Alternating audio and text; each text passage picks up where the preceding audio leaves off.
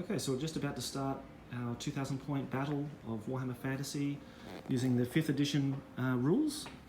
And today we've got some Night Goblins and a smattering of normal goblins. We've got Grom and some Goblin Wolf boys.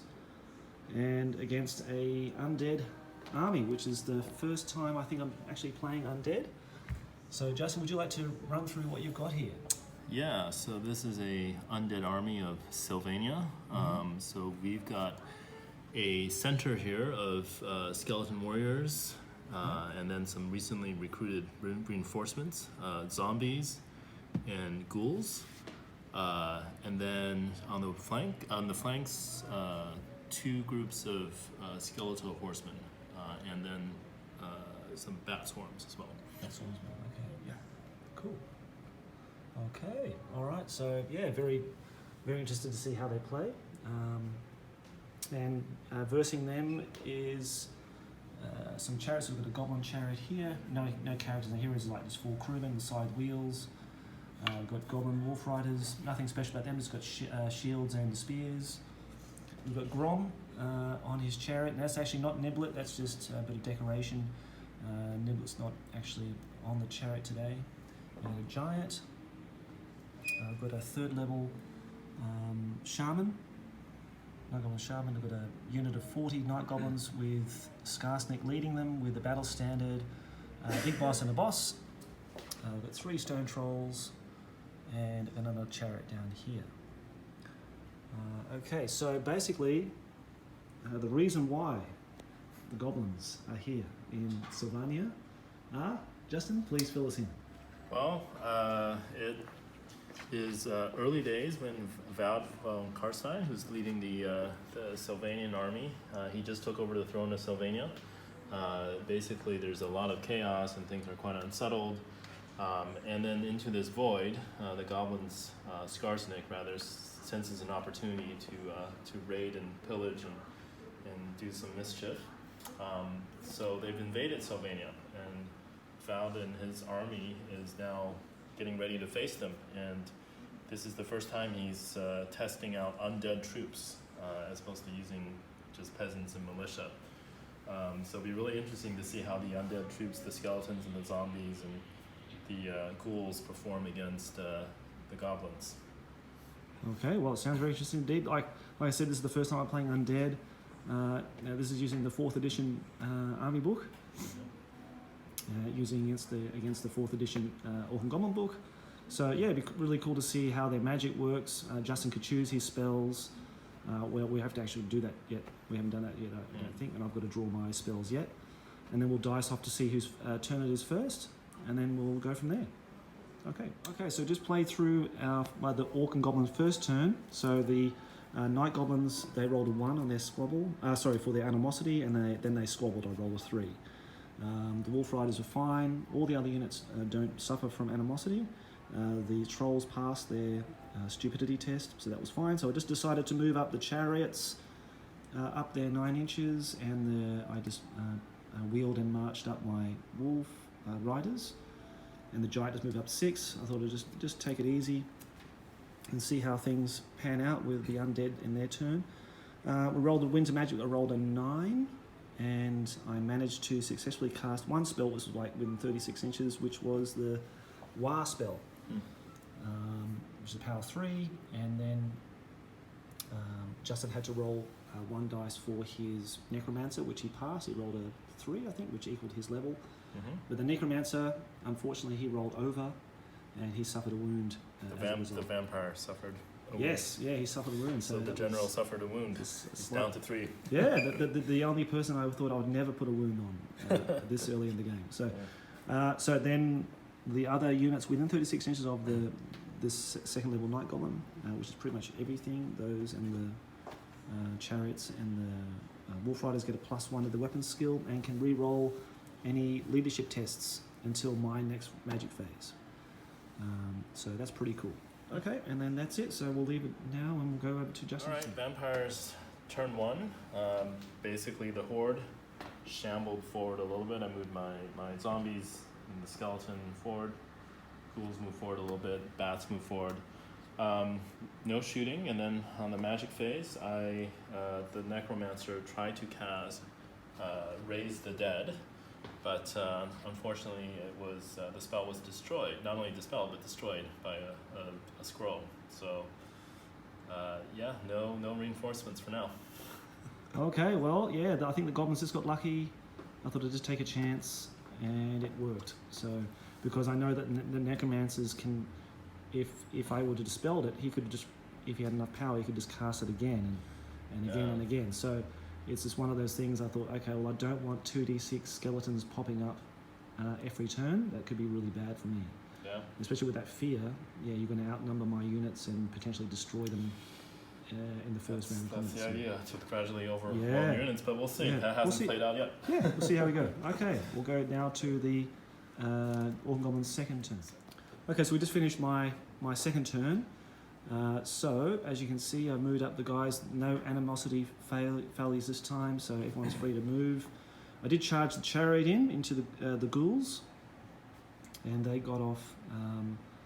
It was about 4 wounds, and you caused 2 wounds on me. You killed my wolves. Yeah, you killed 4 of my ghouls. Killed 4 of your ghouls. Yeah. We failed the combat result, but he's within 12 of Skarsnik down here. So he passed. He rolled a 7. The goblins weren't scared to charge the Wraith either. And that's right. We initially forgot, Yeah. and then Justin reminded me. I thought, oh, that's right, because I'm not used to this whole psychology thing. So I rolled the dice before and passed, so it was fine. Brave goblins. Huh? Brave goblins, yes. So they're all moved into position now, and waiting for maybe some charges next turn to see what Justin does with his guys and where he moves his. And then the spell. And then we came to the magic phase. Yeah. I had which one was it? Gaze of Morg. And Justin attempted to dispel it on a 4+, and unfortunately he rolled a 3, I think. So it went through his vampire unit with Von Carstein in there. Skeletons. And the skeletons, he got a lookout, sir. He passed it, and I think five skeletons fell. Yeah, but it went through and zapped 5 skeletons. That's right. So it wasn't too bad. And then I had a total power card that I had in reserve. I thought, I'm going to use that, and I'm going to cast it on Grom. But then I realised, looking at the range for my second level shaman, he's out of range. So that forfeited that spell. I just said, okay, well, I didn't look at that properly, and that's my loss. So that was lucky for Justin. Otherwise, I would have plonked it right behind his units over there and charged him in next turn. That would have caused a lot of mayhem in his back lines. So that was turn 2. So over now to Justin. See what he can do. Okay, so that was Vampire Count's turn 2. We realized that actually the Goblin Chariot, after losing the last battle, because of the effects of fear, should have broken and ran away. So we forgot that last time, but now we did it. So now they're gone, and the ghouls have advanced. Other than that, the skeleton warriors and the zombies have crawled forward a little bit more. And then I attempted to cast a Drain Life from my Necromancer. Unfortunately, which would have hit units within 2d6 of the Necromancer with a Strength 3 hit, not affecting the undead units, but unfortunately I got a very low range on it, so only managed to take a wound on my bats and didn't affect anybody else, so that wasn't really good. I was literally shooting myself in the foot. And then on the magic phase, the second spell my vampire cast was to summon skeletons, and he, for all his magical prowess, managed to summon 1 skeleton back to his unit. So that was it. Yeah, so I got off really lightly. Actually, I'm really expecting something really horrible and nasty to come out of the necromancers and vampires soon. So yeah, I think I've done pretty well so far. I'm expecting something else coming, because you've got about, how many spells? You got 6 spells? 4 spells. 4 spells. Okay. 4 spells. Yeah. So and we'll see what else. We'll see. Yeah. Okay, so now we'll lead into the Goblin's third turn. Was it? Third turn. Yes. Okay. So we started with a charge. The animosity tests were fine. No problems with animosity. Stupidity passed. all that was okay. Yeah, so a few things, like Justin said, a few things happened this turn. I moved the chariot up there on the flank, so he's got a bit of something to think about now, whether he wants to change facing and charge me next turn, or just leave them as they are. The wolves charged the bats, and they caused 3 wounds. And they passed their leadership test. He didn't cause any wounds on me, and they passed, and they are still in the game. The giant just didn't move at all. He was happy to sit back and wait. Now, something interesting happened here because the night goblins moved up within 8 inches of the wraith and the ghouls, and they released the fanatics. One of the fanatics had the magic mushrooms, and they caused a lot of damage to that unit. And then my unit, because they caused terror, the wraith caused terror, they had to pass a terror test, which they failed. I rolled 11. So they are now fleeing. They flee 3 inches back. So I was lucky they didn't move too far because I'm sort of close to the table edge here. And then the amount of wounds caused by the fanatics caused a panic test with the ghouls, because the ghouls are living creatures, not dead creatures. So they failed, and they ran back through the fanatics, causing another 14 potential hits, and I killed another slew of them. So there's now only 1 rank remaining, and the fanatics will be in compulsory move at next phase. So that was pretty devastating for Justin's ghoul unit. Then in the magic phase, I had total power again, and this time I didn't mark up, I did initially. I was going to move my unit that was fleeing, and until Justin reminded me they're fleeing, you can't do that. So I said, okay, so I moved the chariot, Grom's chariot instead, and I moved it to charge next turn in the back of his skeleton unit. Now the reason why I put it there because I'm not sure about these fanatics, how they're going to move. I didn't want them to move straight into my chariot next turn, causing trouble there. So I thought I'll be safe and put them on that side and see how it goes.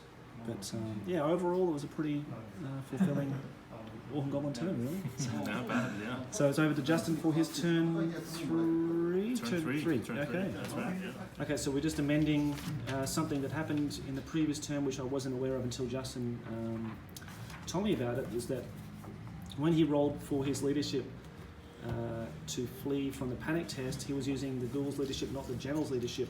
Yeah. The general's right here in the front of this unit, so he can definitely use his leadership.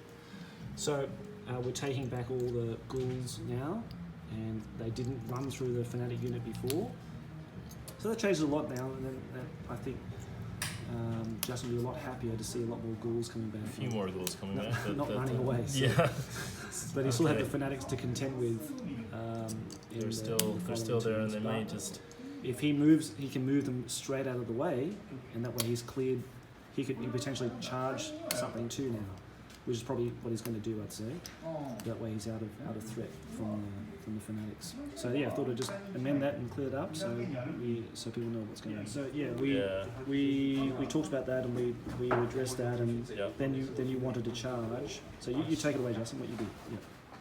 So okay, so this was a pretty eventful turn 3 for the vampires or undead. Yeah. So what happened was, first of all, the skeleton horsemen charged the goblin wolf riders, and they managed to kill 3. Well, the horsemen killed 1, but the skeleton horses killed 2. And as a result, they managed to panic. And then the goblin wolf riders attacked my bats. They killed the bats, but of course they couldn't do anything to the skeleton horsemen. They lost the combat. They ran. The skeleton horsemen caught them and destroyed them. So they're here, and that was actually quite an effective move. And then their fleeing actually panicked the giant that was standing here as well, and the giant got scared and ran something like 18 inches this way. Yep. So almost to the edge of the board. And then I think here as well, when the ghouls tried to charge this fleeing unit of goblins, the main unit here, caused them to run more, another 7 inches back. So basically back to the top of the hill where they started. Yeah. So they're hanging on for dear life. So that was really good for the undead. But then, unfortunately, this combat here with the goblin chariot charged my zombies from the back.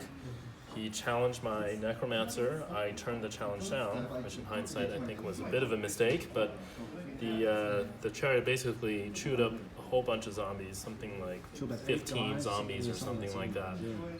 And then the zombies just basically crumbled, and the unit was completely wiped out and destroyed by this charge. Some kind of unique rule that if they fail their break test, yeah, basically destroyed. if they so zombies, unlike living creatures, they don't have psychology, they don't flee, but if they get destroyed or they lose a combat, they basically the magic link that sort of keeps them standing is broken, and then they fall lifelessly to the ground, and they're there. And then so that was the combat phase, and then for the magic phase, Vlad Karsai finally managed to summon 6 skeletons back to his unit. Yep. So the skeleton warriors are strong again. Coming back in. Yep. But we'll see what they can do next turn. Okay, sounds good. All right, so we'll go into turn 4. For the goblins, for orcs and goblins. Okay, so I just finished my 4th turn for the orc and goblins, and luckily, Skarsnik and crew, they rallied, and having rallied, the giant could use his leadership to rally as well, so that was lucky. The trolls passed their stupidity test, and they charged into the ghouls, causing 2 wounds, and the ghouls didn't wound me. So on the results of the combat, it was a tie, so nothing happened there.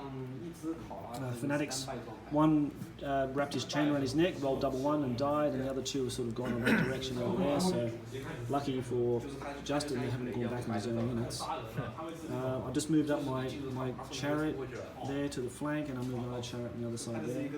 And that's it. The magic phase was very uneventful. I tried to cast a Hand of Gork, but Justin used a destroy magic card. He dispelled it, but it didn't destroy the spell. And that was it. So over to you now, Justin.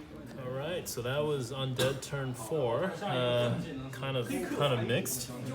I first tried to charge my skeleton horsemen into the trolls. They did 2 wounds to the trolls, and then the ghouls and the wraith here did 1 wound to the trolls, but the trolls regenerated.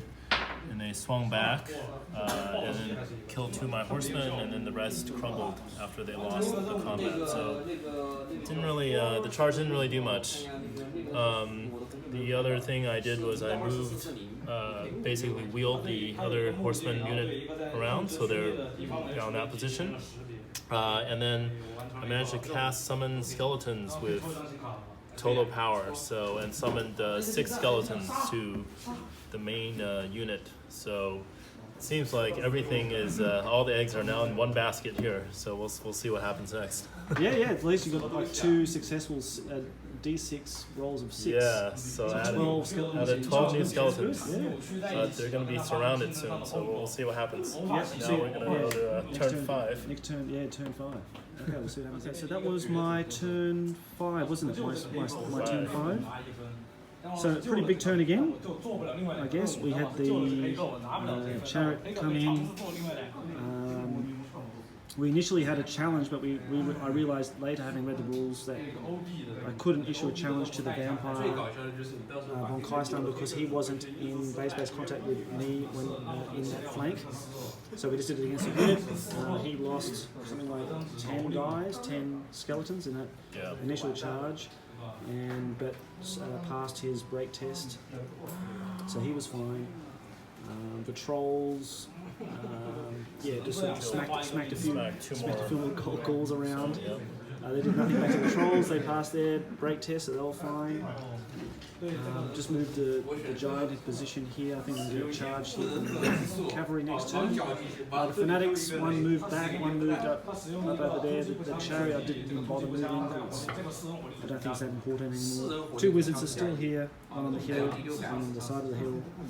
And I got off my Hand of Gork spell again, and got them in hand in combat. So next turn they'll be fighting first. So that was quite nice to see them with Skarsnik and von Karstein together in a sort of final battle. So, yeah, so it should be really good for the next turn. So over to my opponent. Okay, so that's the end of the game. So what happened again, Justin? I forgot. Well, we had the challenge. so basically we had a decisive. So we decided to play an extra round, and then we decided to have a one-on-one between von Karstein and Skarsnik Yep. at the end to resolve it. Yep. Basically, von Karstein scored 2 wounds on Skarsnik, but Skarsnik had an amulet that helped The him black amulet. amulet that rebound the wounds back to von Karstein. And we rolled 2 6s or something Yeah, insane like that. exactly. So von Karstein went down, but he had the ring of the Karstein ring, so he came back to life. Yeah. But at that point, it was we thought it was pretty hopeless for the vampire counts because the goblins are wearing down the skeletons bit by bit to the point eventually they will all crumble and fall, and they were sort of unsupported with other units. So it seems like von Karstein's new undead army certainly lasted longer, didn't run away at the first sign of trouble, but not strong enough even to beat the goblins. So he needs to go back to the drawing board and figure out how to build a better force next time. So Sylvania is all ours now, up for grabs. They can go loot and pillage away. Loot and pillage away, yeah. But he's back, so yeah, he's back now to his castle. Like his cohorts dragged him back, Yeah. kicking and screaming. So he wanted to stay. He's gonna try to figure out What his how next to plans will be. rebuild a stronger force to repel So goblins. how about we continue this narrative? Yeah. We think of the next stage, where the incursion has now made it through to Sylvania through their defences. Yeah. So through they're their- further in, Further in. and maybe at some point near one of the towns or castles we'll have a siege battle or Yeah, something like yeah, that too. we could do that too, Could happen. yeah. But Varkonstein will be back. He'll have a stronger army next Yeah. time. Oh, I want him to Sort come of back. learn the lessons from last time. You know, I look forward to that. It'd be good. So yeah, really good playing game, mate. Yeah. So Yeah. thanks again. Thanks. Good game. Yeah, That's very great. good game. Yeah. Good fun. Yeah. Back. Yeah, we look forward to doing another battle report hopefully soon, guys. Thank you.